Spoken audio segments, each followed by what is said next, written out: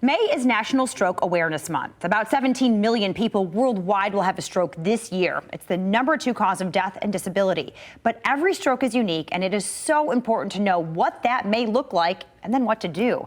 Dr. Jeffrey Fletcher is a neurologist, at U of M Health West, here to remind us of such important information. Dr. Fletcher, thanks for being here. Sure, thanks for having me. Let's start with what is a stroke. Explain to us, in very basic terms, and how it may present in people. Yeah, so a stroke is a type of brain injury where you have interruption of oxygen delivery to the brain, and so that usually occurs when a blood vessel is obstructed or when a blood vessel ruptures.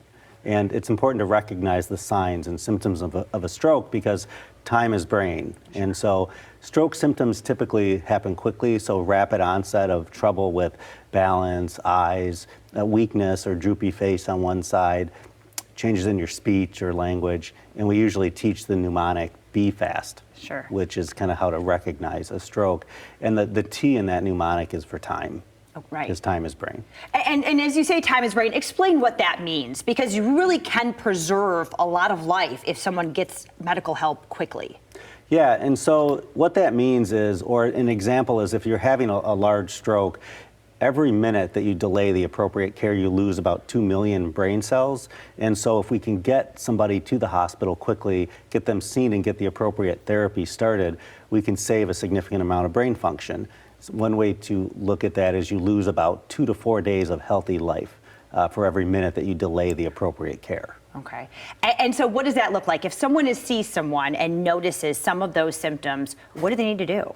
Yeah, so we tell people to call the ambulance. So dial 911 and get somebody there right away. Mm-hmm. There's a tendency sometimes if a stroke doesn't hurt, because many times they don't, or your symptoms may seem mild, that people or their family members will wait to activate EMS, and we recommend doing that right away because time is brain. Right, and maybe not take them yourself too, because I think a lot of people are like, I'll just drive you to the hospital, but in this case, you don't want to do that. Yeah, the evidence shows that if you are brought in by ambulance, you get seen and treated quicker. Okay. And so we recommend calling 911.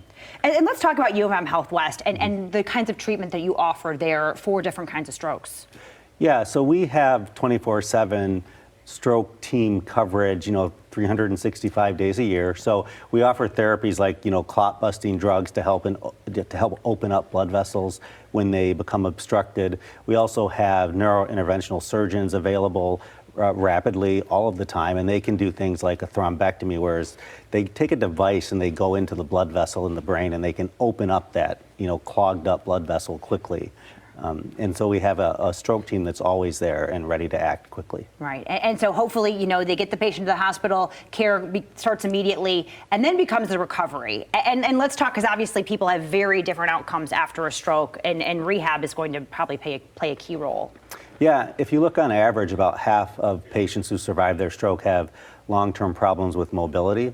And so we do have an extensive rehab team both in the hospital, and we transition that care among the other phases of care. So some people will start rehab in the hospital and then end up being able to be discharged home, and other patients will need to go to inpatient rehab, and we have a team that kind of facilitates that and evaluates that daily. Okay, wonderful. And talk about how important it is for everyone to know be fast. And really, it is so basic, it's so easy, but even children, because we are all around everybody every single day. And I had a friend who had a stroke at work, and one of our coworkers noticed it, yeah, and called the ambulance, because we do stories on this stuff all the time. But talk about teaching maybe kids and making sure that everybody understands this during Stroke Awareness Month.